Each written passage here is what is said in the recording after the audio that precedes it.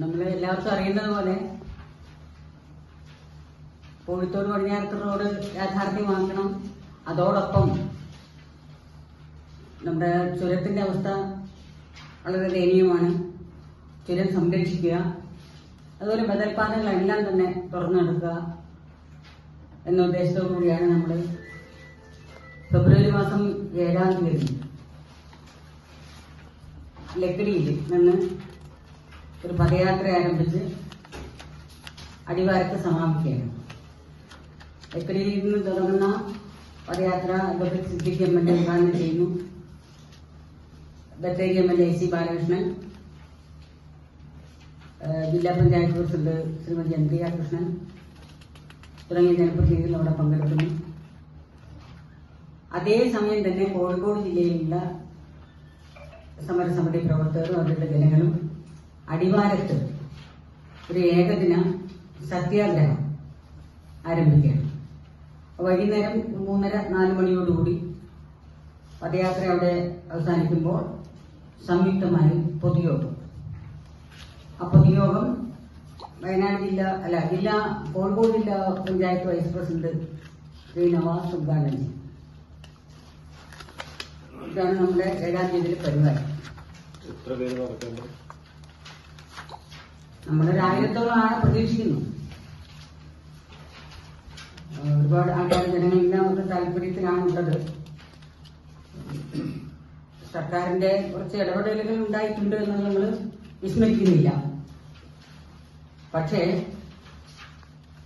2024 October മാസത്തിലാണ് ഒരു 1.5 കോടി രൂപ ഇൻവെസ്റ്റിഗേഷന് വേണ്ടി വകയിരുത്തിയത് ഗവൺമെന്റ്.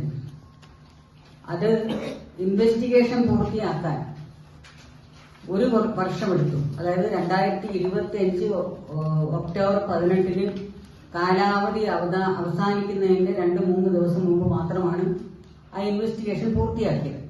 പല കാരണങ്ങൾ പറഞ്ഞു.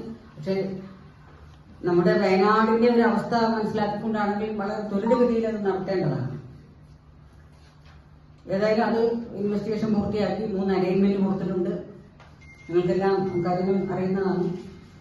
ഇപ്പോ DPR കഴിഞ്ഞ നവംബറിൽ സമർപ്പിച്ച് ഡിസംബറിൽ അതിന്റെ തുടർ പ്രവർത്തനങ്ങൾ ഉണ്ടാകും എന്നാണ് ആദ്യം പ്രഖ്യാപിച്ചിരുന്നത്.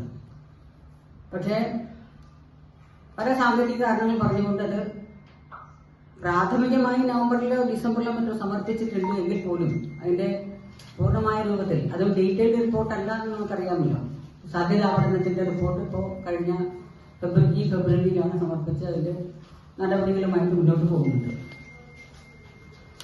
പോകുന്നുണ്ടെന്ന് പറയുമ്പോൾ നമുക്കിത് കഴിഞ്ഞ തദ്ദേശ സ്വയംഭരണ സ്ഥാപനങ്ങളുടെ ഇലക്ഷൻ പ്രഖ്യാപിച്ച സമയത്ത് കുറെ കാര്യങ്ങൾ അവിടെ പെരുമാറ്റച്ചട്ടത്തിൽ കുടുങ്ങി വന്നു. ഇനിയും നമുക്ക് ഇലക്ഷൻ നിയമസഭാ തെരഞ്ഞെടുപ്പിന് തൊട്ടടുത്ത് വരികയാണ്. അതിനു മുമ്പ് ഇതിന്റെ പ്രവർത്തനങ്ങൾ പൂർത്തിയാക്കി, അതായത് ഈ കേന്ദ്ര ഗവൺമെന്റിലേക്ക് അയക്കണമെങ്കിൽ നമ്മളെ പരിവേഷ പോർട്ടലിൽ അപ്ലോഡ് ചെയ്ത് അയക്കാനുള്ള സാധ്യതയിലേക്ക് എത്തണം. അതിന് കുറെ നടപടികളുണ്ട്. ആ നടപടികൾ പൂർത്തിയാക്കി എത്രയും പെട്ടെന്ന് അത് കേന്ദ്ര ഗവൺമെന്റിലേക്ക് അയക്കുകയും അതോടൊപ്പം ബജറ്റിൽ ആവശ്യമായ തുക വകയിരുത്തുകയും ചെയ്യുക എന്നുള്ളതാണ് നമ്മുടെ ആവശ്യം.